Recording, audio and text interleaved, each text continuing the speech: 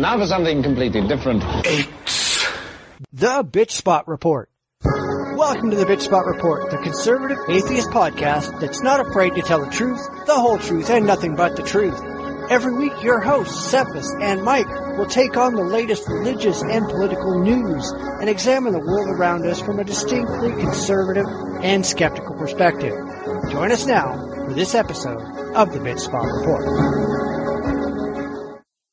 Hello and welcome to a short episode of the Bitch Spot Report podcast, that conservative atheist podcast that tells religion to sit down, shut up, and learn something for a change.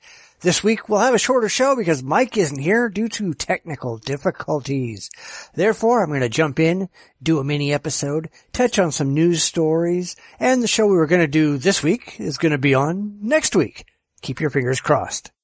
You know, we tried to record an episode. We really did. But apparently, Windows 8 put out an update that completely screwed with all of Mike's audio settings, and we could either get a whisper out of him, or it sounded like he was playing on the freeway.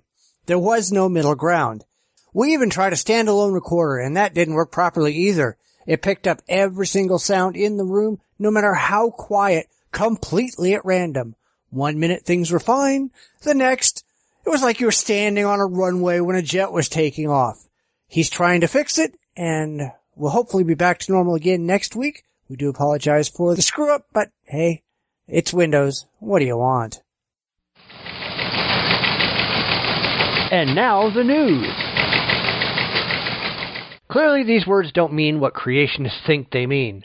A researcher, and I use that word somewhat ironically, for Answers in Genesis has reviewed the first episode of the new Cosmos reboot starring Neil deGrasse Tyson and said her major complaint is that it spends way too much time saying things which disagree with the Bible. Well, maybe that's because the Bible is complete and utter bullshit. Dr. Elizabeth Mitchell criticizes the show for relying on scientific fact and ignoring religious crap. She claims that abiogenesis has never been observed in nature, yet ignores the fact that neither is anything in the Bible.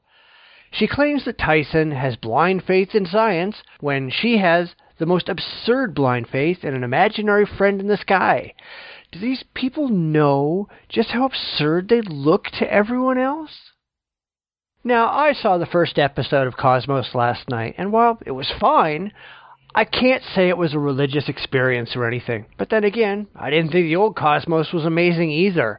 It's just another science program from a long line of science programs.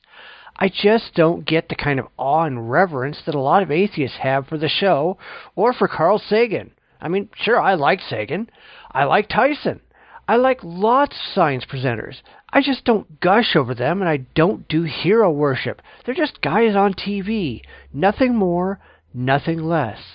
Overall, yeah, the new Cosmos has tons of CGI and is, like most science programming, aimed at the lowest common denominator. People who don't know anything about how science works.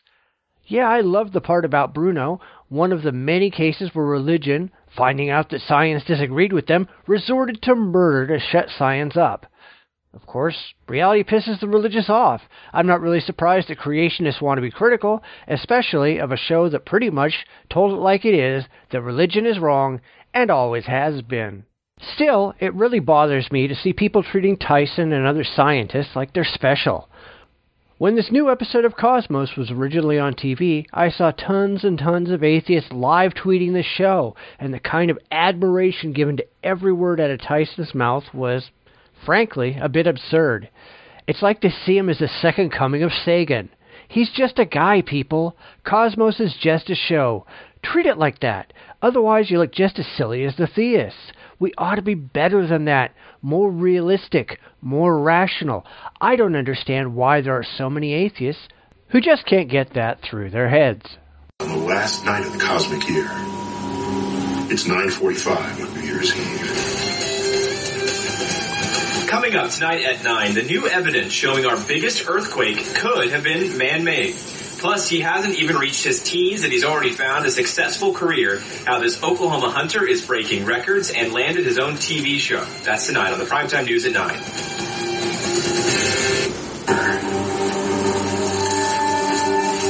For the longest part of human existence, save Now, this is a related story that I wanted to touch on. Yeah, I know, it's Oklahoma, and that ought to explain everything. But why is this the only Fox station that's having problems? In the first episode of Cosmos, there were only about 15 seconds that hinted at evolution, and KOKH-TV in Oklahoma City made sure to do a badly edited cut advertising their nightly news right over that section. Was it on purpose? Well, I'm sure it was. The thing is, it doesn't really make me mad. It just makes me chuckle at how absurd and afraid these religious fucknuts really are. That they have to cut out 15 seconds of content because it might offend their religious sensibilities. That's really all creationism is. It's about fear. Fear of the consequences of admitting that their imaginary sky daddy isn't real, and that all the conclusions they've drawn because of the Bible just might not be true. There's a fallacy for that, called the fallacy from unintended consequences, where an argument is dismissed not because it isn't true, but because it might cause difficulties with other things they believe, things they're emotionally attached to, whether or not they're factually true. If there's one thing we should take from both of these stories, it's that creationists really have no clue how the world around them works. They're stuck in the Bronze Age, waiting for ancient gods to perform miracles and bowing down to golden idols, or their modern hardback versions thereof, and expecting the world to take them seriously. However, as the world continues to evolve, there's that word again, it becomes more and more clear that these people are on the wrong side of the historical divide.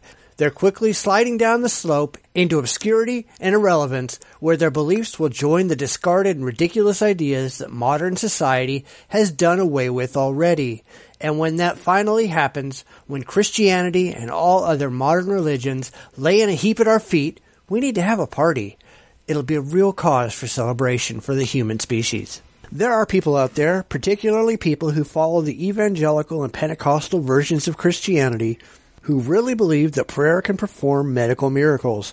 One such case, which came up on the BBC News site, tells of Alan and Donna Leppett, a couple in Southampton, England, who believe that they can lay hands on someone and cure any disease.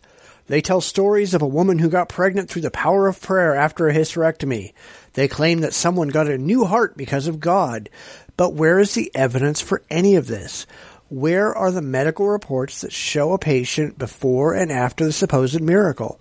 There doesn't seem to be any proof, just more blind, wild-eyed faith. Alan and Donna are part of a group called Global Awakenings, which operates in third world countries like Mozambique and Brazil, converting people to Christianity through medical miracles, but we still have no credible evidence that this isn't a sham. An American professor of religious studies supposedly did some testing in Mozambique with a portable sound generator, and it was printed in the Southern Medical Journal. But I have to ask why a professor of religious studies is doing this and not a licensed, trained, and credible doctor. To the religious, of course, none of the failures, none of the lack of evidence matters, so long as they have stories to pass around, nonsensical stories to be certain that the ridiculous faith actually works. But for those of us who actually care about reality, we have yet to be convinced. We need peer-reviewed, reality-based cases backed up by strong evidence, both before and after the supposed miracle, that something unknown to medical science has taken place, and we just don't have that. In fact, the people who pretend that they can perform these miracles are wholly disinterested in providing proof, and under anything resembling controlled conditions, they fail quite completely. Alan and Donna tried to raise her brother from the dead, but after an hour of praying, nothing happened. They're not discouraged, though. Practice makes perfect. Now, wait a minute. I thought it was God doing these miracles. Why does God need practice? None of that is ever explained.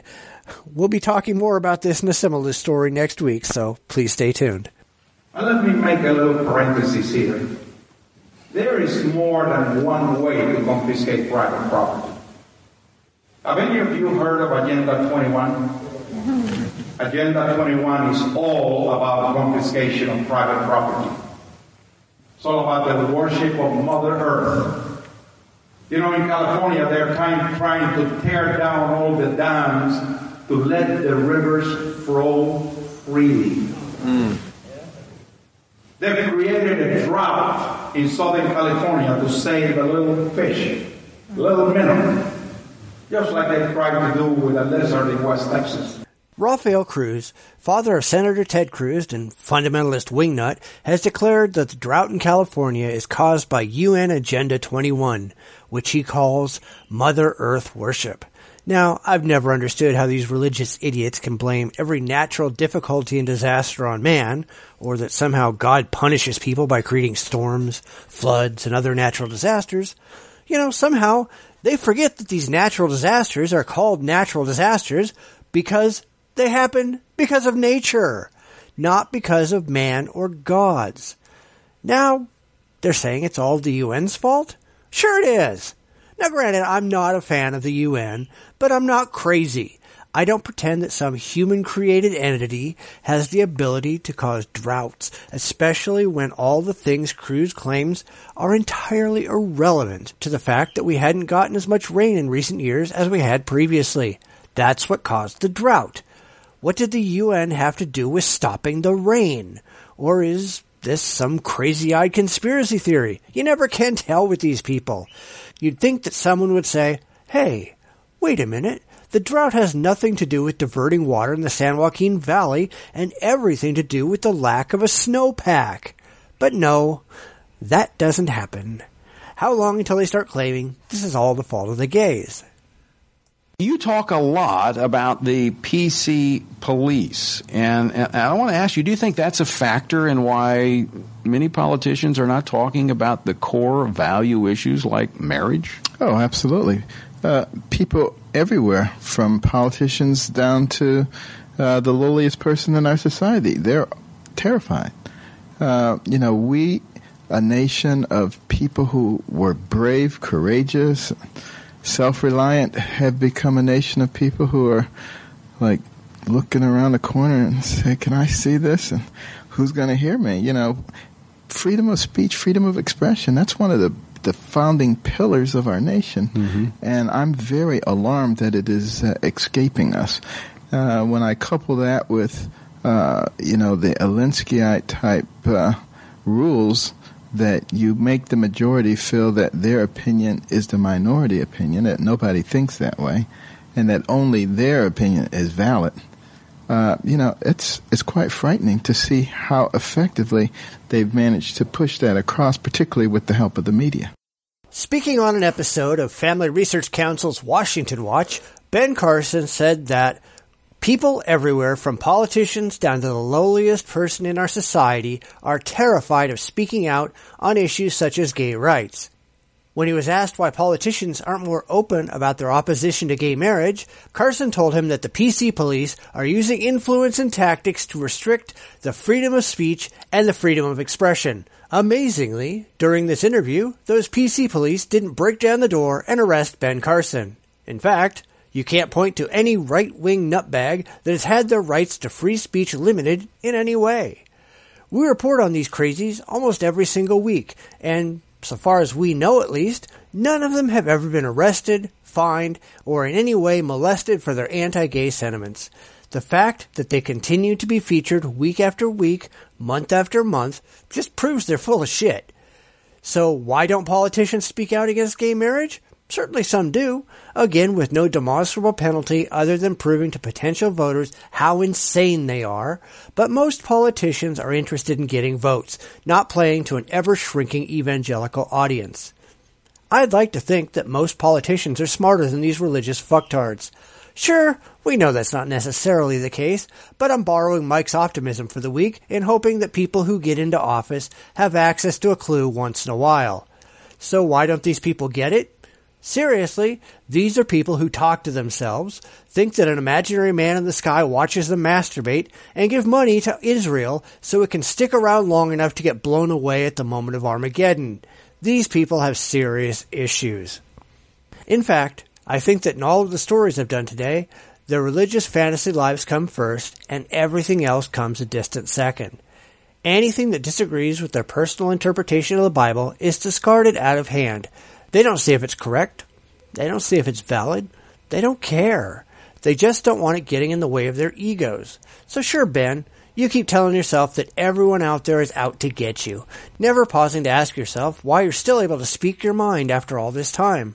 One of these days, hopefully the two remaining neurons in your head might meet and spark a realization. It's a long shot to be sure, but here's hoping it might happen. This is the main event. Mike and I were talking about this over the weekend, but it seems like we talk about the same stories over and over and over again. There are only so many religious stories out there. Either someone is molesting someone is killing someone, Pat Robertson or Gordon Klingenschmidt or one of the other religious crazies is saying something stupid, or the churches are preaching hate. The same thing is really true of politics. There's only so many stories you can do before things repeat. It's a sad reality that these stories just aren't that funny. Now, I have nothing against shows like Cognitive Dissonance. I really like that show. It covers the same kind of stories that we do, but from a very humorous perspective. But to be honest, laughing at the horrors of the world doesn't actually solve the problems, and it doesn't suggest solutions. It's just an uneasy chuckle while religion wreaks havoc. I'm not trying to be a comedian here. I'm not a funny guy. That's just not who I am. And when I say, what the hell is wrong with these people, which, granted, I tend to say quite a bit, it's because I just don't get it. And honestly, I found no one capable of explaining to me in rational terms why the people act the way they do. I know the truth. It's because these people just aren't rational. And that's a problem. People accuse us of being negative, and honestly, that might not be my intention, but it's the natural outcome of dealing with the absurdity of religion and politics week after week. You know, we do some of these stories and we jokingly say, well, keep the razor blades away from us so we might slash our wrists. But dealing with the same thing over and over and over and over again, it's not like you can really get away from it. Case in point. Now, everybody knows I do a religious horror show over on my blog. It ran in the past for about 4 years straight before I just couldn't take it anymore.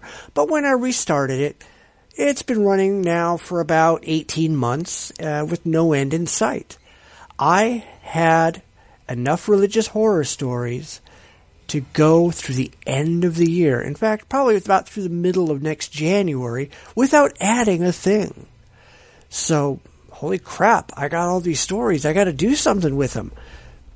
Therefore, I decided at the beginning of this week I was going to have a religious horror week in June, the first week of June, where I'm going to have 7 stories, one every single day, just to burn some of those stories off. But you know something? The day that I finished writing those 7 stories, the day that I scheduled those 7 stories, I had even more stories than I started with. It's really ridiculous. I'm now up to the end of January, and it doesn't stop. The stories that I put into this religious horror show week, most of them come from last January, 6 months prior. I don't know what to do with all of these really horrible, awful things that are coming out of religion. It's really, really sad. You know, it's not being negative and pessimistic. It's being realistic, looking at the awful things that religion does on a day-to-day basis, pointing out the stupidity of politics and the gullibility of the American electorate. These are not stories that should make people laugh. People ought to get upset. They ought to get pissed off enough to stand up and scream, "We're mad as hell, and we're not going to take it anymore." They should be upset enough to gather together with everyone they know and demand change. It should never be acceptable for a church, Catholic or otherwise, to treat child molestation by their priests like, "Oops, was that one of our guys again?" It shouldn't be acceptable the first time they do it, and it certainly shouldn't be acceptable the 10,000th time they do it. As I've said before, the Catholic Church has spent more than $5 billion so far paying off sex abuse victims, and that number is going to grow by leaps and bounds, and the Church isn't taking it seriously. Oh, sure, they pay it lip service, but they're not willing to actually make any changes to ensure that it stops. You know, there are people on this planet who seriously believe in witchcraft, and they murder innocent children to harvest their body parts for magic rituals. There are people who will murder women in cold blood by stoning because they dare to allow themselves to get raped. There are people who will fly airplanes into buildings and strap on bomb vests because some religious cleric promised they'd get 72 virgins after they died. There are people who want to restrict legitimate modern science because it disagrees with their reading of a Bronze Age book. I could go on and on and on, but I think the point is clear. These are not things that we ought to be laughing at. These are things that should piss us off. These are things that ought to be a call to action. These people should not be allowed to run around this planet unopposed. They should not be able to take a single step, not be able to give a single speech without being shouted down by the overwhelming majority of rational, intelligent people who find their views abhorrent. It's why I keep asking what's wrong with these people, because clearly there is something wrong with them. It shouldn't be acceptable in the modern world, and every second we do nothing about it but chuckle. That's another second their evil festers and more people are hurt. So please, if you don't agree that these things are wrong, you're listening to the wrong podcast. If you'd rather we make light of these horrors, don't listen. If you don't want to find solutions to these issues, there are probably better podcasts for you. I'm not going to pretend that these are laughing matters, and I don't think you should either. Religion needs to make you mad. Politics needs to make you mad. Anger spurs action, and action is what we need today more than ever. So, that's our short show. Hope it wasn't too bad.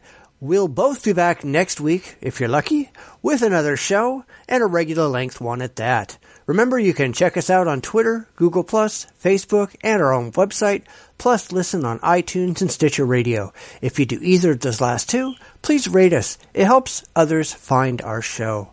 And so, until next week, this is Cephas signing off, damning that piece of crap Windows 8 even more than usual. Take care of yourselves. We'll see you next week.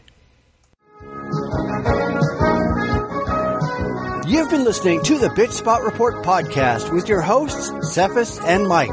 You can follow us on Twitter respectively at BitchSpot1 or at JDRipper1962. Please visit our website at report.jdragononline.com. We're on Facebook at facebook.com/TheBspotReport. We're also on Google+, iTunes, and YouTube. Those links are on our website.